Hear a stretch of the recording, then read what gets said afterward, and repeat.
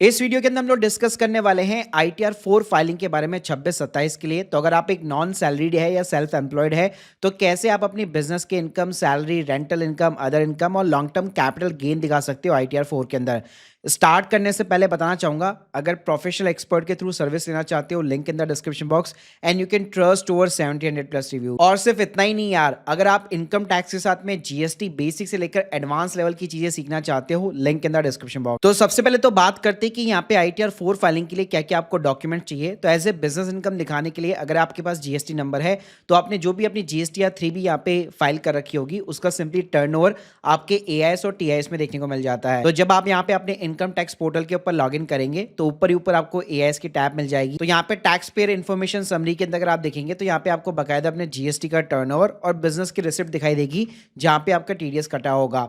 अगर आपके पास GST number नहीं है तो कोई दिक्कत नहीं है, आप सिंपली अपना जो है अप्रैल से लेकर मार्च तक का करंट बैंक अकाउंट का स्टेटमेंट निकालिए और वहां से आप अपना टर्नओवर जो है या अपनी जो सेल है वो आप यहाँ पे आइडेंटिफाई कर सकते हो। अब ITR फाइल कैसे करनी है, तो पोर्टल पे लॉगिन करने के बाद में फाइल इनकम टैक्स रिटर्न, यहाँ पे आपको सिंपली 26-27 सेलेक्ट कर लेना है। मोड आपका ऑनलाइन रहेगा, कंटिन्यू करना है, स्टार्ट न्यू फाइलिंग करना है, स्टेटस जो है आपका इंडिविजुअल रहेगा। उसके बाद में यहाँ पे सिंपली आपको ITR 4 जो है फॉर्म सेलेक्ट कर लेना है, प्रोसीड करना है। एक चीज का ध्यान रखिएगा, अगर आपका शॉर्ट टर्म कैपिटल गेन है बेसिकली, या अगर आपका long term capital gain about the 1.2.5 lakh rupees है तो फिर आप ITR 4 फाइल नहीं कर नहीं पाएंगे।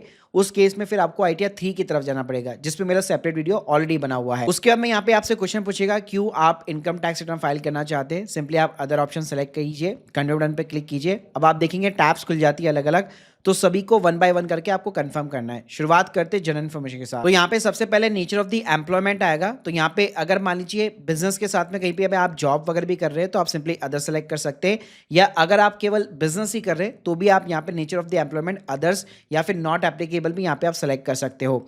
इसके अलावा अगर आपको नीचे की साइड में जाएंगे तो देखिए, अगर आपने पहले कभी भी न्यू टैक्स रिजिम से ओल्ड टैक्स रिजिम के अंदर स्विच नहीं किया तो आपका ये वाला जो 10IA वाला जो ऑप्शन है वो हमेशा यहाँ पे नो के अंदर रहने वाला है। और नीचे भी इस साल भी अगर आप न्यू टैक्स रिजिम के अंदर ही फाइल करना चाहते हैं तो यहाँ पे आपको ये ऑप्शन नो ही रखना है। मतलब यहाँ पे मैं आपको एक बार समराइज कर देता हूँ, अगर आपकी इनकम जो है 12 लाख रुपया उसके नीचे है तो बिल्कुल सोचने समझने की जरूरत ही नहीं है, इस ऑप्शन को आपको नो ही रखना है ताकि आप न्यू टैक्स रिजिम के अंदर फाइल कर पाओ। लेकिन लेट सपोज अगर आपकी एक अच्छी खासी इनकम है, अगर आप कंपैरिजन करना चाहते हो तो आप ये कर सकते हो, अपनी ITR को पहले आप नो बटन पे क्लिक करके आप न्यू टैक्स रिजिम के अंदर ड्राफ्ट कीजिए, फिर वापस यहीं पे आके आप यहाँ पे रिजिम को स्विच कर सकते हैं और आप चेक कर सकते हैं कि ओल्ड टैक्स रिजिम के अंदर मेरी कैलकुलेशन क्या बैठ रही है। तो हाल फिलहाल मैं इसको यहाँ पे नो रखूंगा और इसको भी यहाँ पे नो रखूंगा ताकि न्यू टैक्स रिजिम के अंदर मैं फाइल कर पाऊं। उसके बाद में सीधा जाना है आपको ग्रॉस टोटल इनकम में, जिसमें पहला ही कॉलम आपको बिजनेस एंड प्रोफेशन का देखने को मिल जाता है। यहाँ पे आपको सिंपली एडिट बटन पे क्लिक करना है। अब यहाँ पे मेनली 2 मेजर इंपॉर्टेंट सेक्शन है, 44 AD और ADA करके। तो यहाँ पे 44 जो AD है उसके अंदर टर्नओवर की जो लिमिट रहती है नॉर्मली 2 करोड़ तक रहती है। मतलब अगर 2 करोड़ के नीचे अगर आपका टर्नओवर है तो इजीली आप प्रेजेंटेटिव बेसिस के ऊपर अपना टर्नओवर दिखा सकते हो और प्रॉफिट दिखा सकते हो। लेकिन अगर मान लीजिए अगर आप कंप्लीटली डिजिटली बिजनेस करते हैं, मतलब पूरा पैसा आपके बैंक अकाउंट के अंदर ही रोटेट होता है पूरे बिजनेस का, तो उस केस के अंदर आपकी लिमिट जो है 3 करोड़ रुपए की हो जाती है। यानी उसके नीचे अगर आपका टर्नओवर है तो स्टिल आप 44 AD को यहाँ पे अडॉप्ट कर सकते हो। यहाँ पे आपको क्या करना है, आपको ऐड बटन के ऊपर क्लिक करना है, यहाँ पे आपको अपने बिजनेस का नाम डालना है और यहाँ पे ना आपको बिजनेस का कोड मिलेगा। तो जो भी रिलेवेंट कोड है जिसमें भी आप डील करते हो अपने बिजनेस के रिगार्डिंग, वो सिंपली यहाँ पे आपको सेलेक्ट कर लेना है। उसके बाद में अगर आप नीचे की साइड में आप जाएंगे तो यहाँ पे आपसे टर्नओवर पूछा जाता है। तो अगर आपके पास में GST नंबर है, आपने रिटर्न वगैरह फाइल कर रखी है, तो वहां पे जो आपने टर्नओवर दिखा रखा है एग्जैक्ट टर्नओवर जो है आप यहाँ पे सीधा का सीधा पुट कर सकते हो।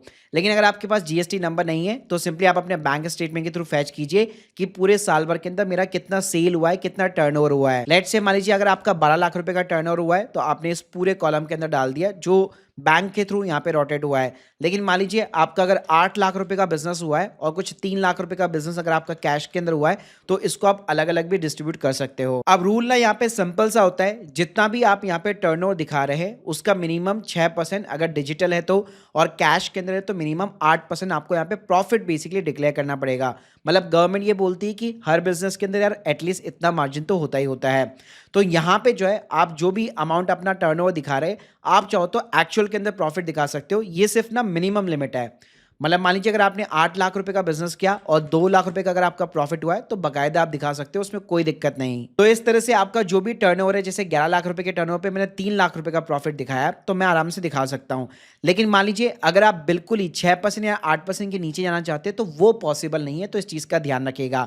तो एक्चुअल में जो आपका प्रॉफिट हुआ है वो आप यहाँ पे दिखा सकते हो, या मिनिमम जो क्राइटेरिया है वो केवल 6 और 8% का क्राइटेरिया है। तो इस तरह से यहाँ पे आपको इस दोनों कॉलम के अंदर टर्नओवर दिखाना है और नीचे वाले दोनों कॉलम के अंदर आपको प्रॉफिट यहाँ पे कैलकुलेशन लगा के प्रॉफिट दिखा देना है। अब जैसे हम लोगों ने 44 AD देखा तो वो बिजनेस वालों के लिए होता है नॉर्मली, लेकिन जो 44 AD होता है वो प्रोफेशनल्स वाले लोगों के लिए होता है। प्रोफेशनल मतलब आर्किटेक्चर्स होते हैं, इंजीनियर्स होते हैं, सीए हो गए, डॉक्टर्स वगैरह हो गए।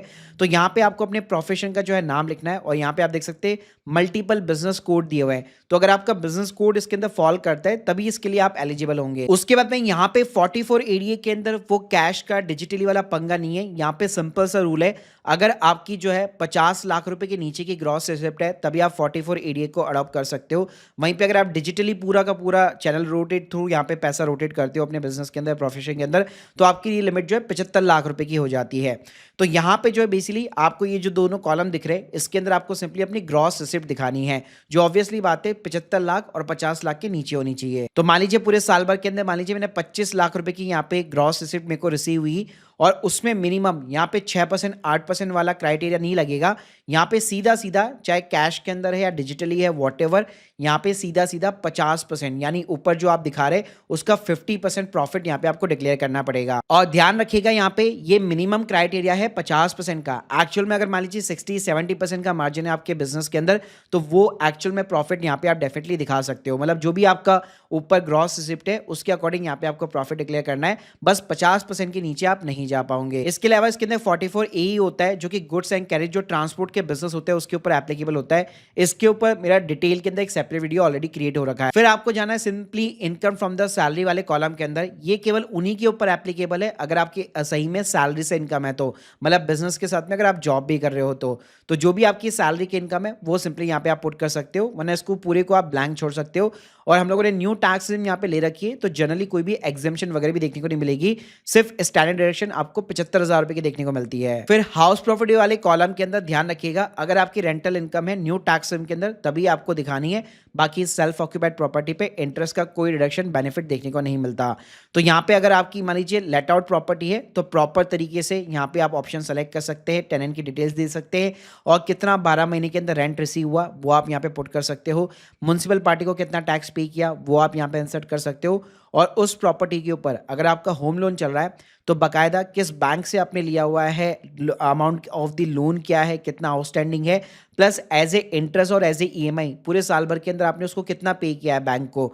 तो इंटरेस्ट का सर्टिफिकेट होता है जिसमें कंपोनेंट सेपरेटली मेंशन होता है इंटरेस्ट का, तो यहाँ पे बकायदा आप वो डिडक्शन क्लेम कर सकते हो। उसके बाद में income from the other sources आता है, तो यहाँ पे डेटा मोस्टली प्रीफिल्ड मिलेगा, एएस से और टीएस से फैच होता है, डिविडेंड की इनकम, बैंक का इंटरेस्ट वगैरह ये सब कुछ। बाकी अगर आप कोई एनी अदर इनकम दिखाना चाहते हैं तो यहाँ पे एक एनी अदर का कॉलम है, वो इनकम का डिस्क्रिप्शन डालिए। मान लीजिए कहीं से आपको छोटा मोटा कमीशन वगैरह को ऐसा कुछ देखने को मिलता है तो आप सिंपली यहाँ पे अपनी कमीशन की इनकम को रिपोर्ट कर सकते हो। ग्रॉस टोटल इनकम के बाद में यहाँ पे आपको एक डिस्क्लोजर और एग्जेम्प्ट इनकम का कॉलम देखने को मिलता है, और इस साल इसके अंदर चेंजेस भी हुए हैं। तो हम लोगों ने जैसे बिजनेस का अपना 6% 8% का प्रॉफिट दिखाया, प्रोफेशन के केस में 50% का दिखाया, तो यहाँ पे कुछ डिटेल्स आपको प्री फिल करनी पड़ेगी। तो ऐसा नहीं है कि सभी कॉलम्स आपको फिल करने पड़ेंगे, यहाँ पे मोस्टली आपका क्रेडिटर्स डेटर्स हो गया, क्लोजिंग स्टॉक हो गया और कैश बैलेंस, ये 4 फील्ड वैसे रहती है। लेकिन यहाँ पे बेस्ट तरीका है जो बैलेंस विद द बैंक्स है, तो आप अपना बैंक स्टेटमेंट उठा सकते हो, 31 मार्च का जो भी करंट अकाउंट के अंदर बैलेंस है वो आप सिंपली यहाँ पे पुट कर सकते हो। लेकिन बाकी अगर आपके पास में डिटेल्स है, डेटर्स की हो गई, क्लोजिंग स्टॉक की हो गई, इन्वेंट्रीज वगैरह ये चीजें, तो आप यहाँ पे पुट कर सकते हो, वरना इसको आप जीरो भी जोड़ सकते हो, कोई दिक्कत नहीं हो। यहाँ पे एक information regarding the turnover and GST पूछेगा, तो अगर आपके पास जीएसटी नंबर है तो यहाँ पे अपना जीएसटी नंबर डालिए, और उसके अंदर रिटर्न के अंदर आपने कितना टर्नओवर दिखा रखा है जो एआईएस और टीआईएस के अंदर भी दिखेगा वो आप यहाँ पे रिपोर्ट कर सकते हो। फिर उसके बाद में यहाँ पे आपको एक एग्जेम्प्ट इनकम का कॉलम देखने को मिलेगा। तो देखो अगर फैमिली के बीच में कुछ ट्रांसफर हो रखे हैं यहाँ पे तो आप अदर इनकम सेलेक्ट कर सकते हो, और यहाँ पे receipt not in nature of the income select कर सकते हो। तो अगर फैमिली के बीच में ट्रांसफर है जिसके ऊपर कोई इनकम टैक्स टैक्स नहीं लगना चाहिए, तो अमाउंट और डिस्क्रिप्शन डाल के आप डिस्क्लोज कर सकते हो। बाकी अगर एग्रीकल्चर इनकम है लेस देन द 5000 रुपीज़, वो आप यहाँ पे रिपोर्ट कर सकते हो। इसके अलावा LIC पॉलिसी वगैरह, PPF अकाउंट कुछ मैच्योर हुआ है जो टैक्स फ्री होना चाहिए, तो वो अमाउंट भी आप यहाँ पे डिक्लेयर कर सकते हो। फिर यहाँ पे आपको एक लॉन्ग टर्म कैपिटल गेन का सेक्शन देखने को मिलेगा 112A का। तो यहाँ पे 1,25,000 के नीचे अगर आपका प्रॉफिट है तो यहाँ पे आप अपने कैपिटल गेन से सिंपली सेल वैल्यू और बाय वैल्यू डाल सकते हो, लेकिन अगर उससे ज्यादा है तो फिर आपको ITR 3 फाइल यहाँ पे करनी पड़ेगी, इससे काम नहीं चलेगा। उसके बाद में डिडक्शंस वाले कॉलम में यहाँ पे आपको कोई भी डिडक्शन देखने को नहीं मिलेगी, लेकिन अगर आप एक सैलरी पर्सन है तो 80CCD सबसेक्शन 2 के अंदर जो एम्प्लॉयर NPS के अंदर कंट्रीब्यूट करता है उसका डिडक्शन यहाँ पे आपको देखने को मिल सकता है। बाकी एज ए बिजनेस पर्सन कोई डिडक्शन यहाँ पे देखने को नहीं मिलती। टैक्स पेड वाले कॉलम के अंदर जहां से भी आपका TDS कटा होगा वो सारी एंट्रीज वगैरह आपको देखने को मिल जाती है, तो यहाँ पे सिंपली आपको कंफर्म करना है। और जो लास्ट कॉलम है उसमें आपने जितनी भी इनकम डाली होगी, अगर 12 लाख रुपए के नीचे तो बहुत बढ़िया बात है, यहाँ पे आपका कोई टैक्स नहीं लगेगा। लेकिन अगर 12 लाख को अगर आप क्रॉस कर रहे तो प्रॉपर आपका जो भी टैक्स वगैरह बन रहा होगा प्रॉपर आपको यहाँ पे कैलकुलेशन देखने को मिल जाती है। और लास्ट में जैसे आप प्रोसीड टू वेरिफिकेशन करेंगे आपको बता देगा कि कितना आपको टैक्स का पेमेंट करना है। अगर आपका TDS कटा हुआ है और कुछ टैक्स बन नहीं रहा तो यहाँ पे you are the eligible for the refund आपको बता देगा। तो देखो सब कुछ अगर करेक्ट है तो प्लीज डालो, प्रोसीड टू वैलिडेशन करो, सक्सेसफुल है तो OTP डाल के आप सबमिट कर सकते हो। अब एक बार आपको ओल्ड टैक्स रिजिम के अंदर क्या क्या चीजें चेंज होती है वो भी बता देता हूं। तो वापस आप अपने जनरल इन्फॉर्मेशन के अंदर आएंगे और जिस ऑप्शन को हम लोगों ने नो कर रखा था उसको अगर आप यस करेंगे तो यहाँ पे सिंपली आपको 10IA फाइल करना पड़ता है। लेकिन अगर आप सिर्फ प्रीव्यू देखना चाहते हो कि ओल्ड के अंदर कितना मेरा टैक्स वगैरह बन रहा है तो कोई भी एक रैंडम एक्नॉलेजमेंट नंबर डाल दीजिए और कंफर्म कर दीजिए, आपकी पूरी कैलकुलेशन यहाँ पे ओल्ड टैक्स रिजिम के अंदर होने लग जाएगी। बस देखो ओल्ड टैक्स रिजिम से यहाँ पे बिजनेस एंड प्रोफेशन के अंदर कुछ खास चेंजेस नहीं होगा, बस सैलरी के अंदर जो है यहाँ पे अलाउंसेस जो होते हैं बेसिकली HRA LTA ये ऑप्शन खुल जाएंगे आपके। और इसके अलावा यहाँ पे जो डिडक्शंस वाला हमारा कॉलम होता है उसके अंदर आपका ATC के अंदर जो 1.5 लाख रुपए का अमाउंट यहाँ पे डिडक्शन देखने को मिलता है वो आप यहाँ पे क्लेम कर सकते हो। ऐसे अगर आपका हेल्थ इंश्योरेंस है, NPS के अंदर कॉन्ट्रीब्यूशन है, सेविंग बैंक अकाउंट का इंटरेस्ट का डिडक्शन है, रेंट पेड है, तो ऐसी बहुत सारी चीजें होती है तो वो आप यहाँ पे क्लेम कर सकते हो, वो सारे ऑप्शन खुल जाएंगे। गाइस इस तरह से यहाँ पे जो भी नॉन सैलरीड पर्सन है या जो सेल्फ एम्प्लॉयड पर्सन है अपनी ITR 4 जो है बिजनेस एंड प्रोफेशन इनकम डाल करके प्रोसीड कर सकते हैं।